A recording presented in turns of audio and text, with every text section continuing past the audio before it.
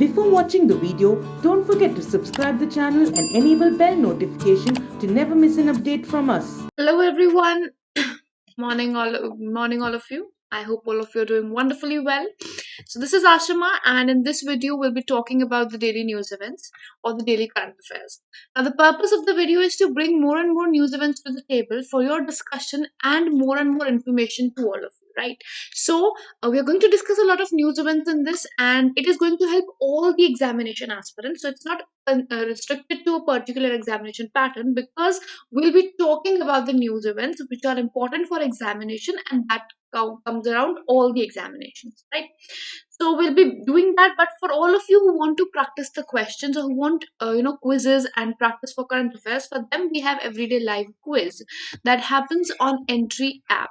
So you can download the app from Google Play Store, and there you can get everyday live quiz for your practice, and alongside you'll be getting a lots and lots of courses which might help you in your preparation as well. And for that we have a 7 days free trial going on as well. So you can download the app, do the registration, get 7 days free trial for all the courses, as well as you'll be getting everyday quiz for your practice. Now we'll be beginning with our news events. So the discussion begins with 24/7 helpline for digital payment services. So this helpline has been started by Reserve Bank of India, and the purpose of the helpline is to make it easy for people, or easier for people to conduct digital payments, right? So for that purpose, or with that objective, Reserve Bank of India has released the payment system vision document, and under this document it has announced that all the payment modes, whichever online payment modes are there, all of them will have to create a helpline. Now this is not a common helpline that we are talking about of RBI. This helpline is of all the payment mode platforms, and they will have to create a helpline for all the people, so that their issues can be resolved from time to time in any case a situation happens. What is the deadline for that? So by September 2021, all the platforms will have to create this helpline. Now, as per the report, or as per this document of payment vision system, it is estimated that about by 2023 the digital payment mode of India is going to expand to 1 trillion US dollars. Right.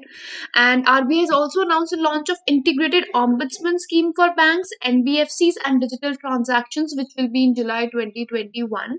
And alongside, RBI had released for digital payments, RBI had released a digital payments index.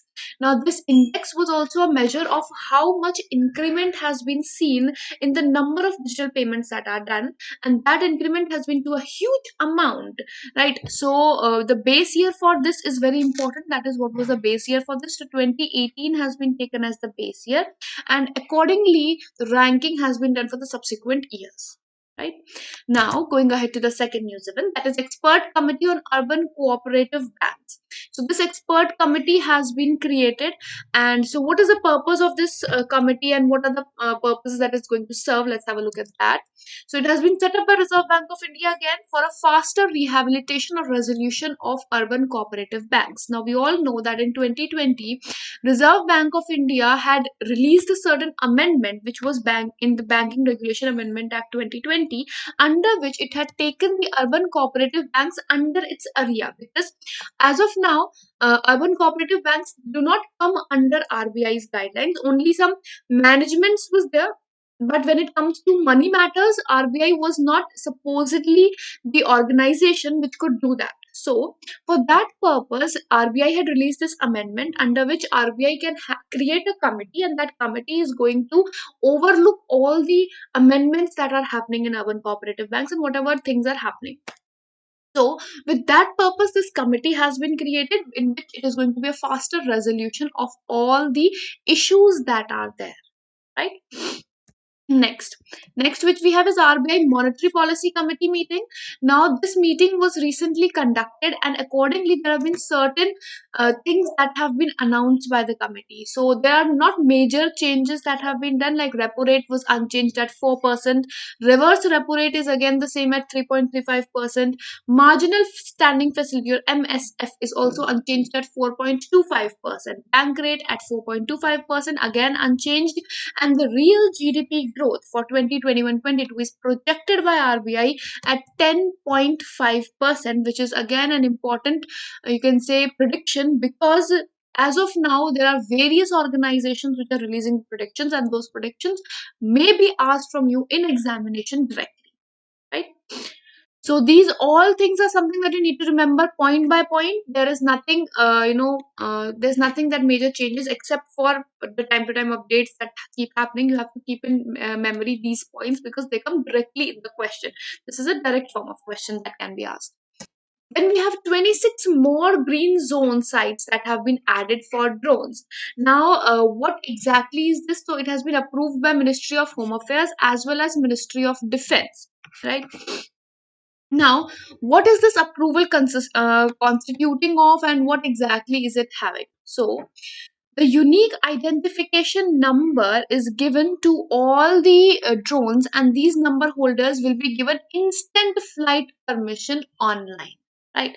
So, for gaining the permission online, this number has been allotted, and that number, once given permitted, they don't have to take a physical permission for that purpose. Right. Now, who has Ministry of Home Affairs? That is important. That is Amit Shah. Amit Shah ji currently has the Ministry of Home Affairs, and Ministry of Defense, if we talk about, is currently under Rajnath Singh. Right. Now, what are the additions that have happened? So in UP there are 8 more sites, 6 sites in Jharkhand, 4 more sites in Chhattisgarh, 2 sites in Telangana, and 1 in Andhra, Meghalaya, Gujarat, Odisha, Mizoram, and Tamil Nadu. These are the additions that have taken place. Right. Next, which we have is Myanmar military, which has launched a state administrative council. Now, why has this council been released, or what is the purpose of this? So over here, what comes is the aspect that recently, if you people remember, Myanmar military has taken over or declared 1 year emergency, right? So an emergency situation has been created or announced by the military of Myanmar, stating that the elections that were held recently, they were biased and they were not completely democratic.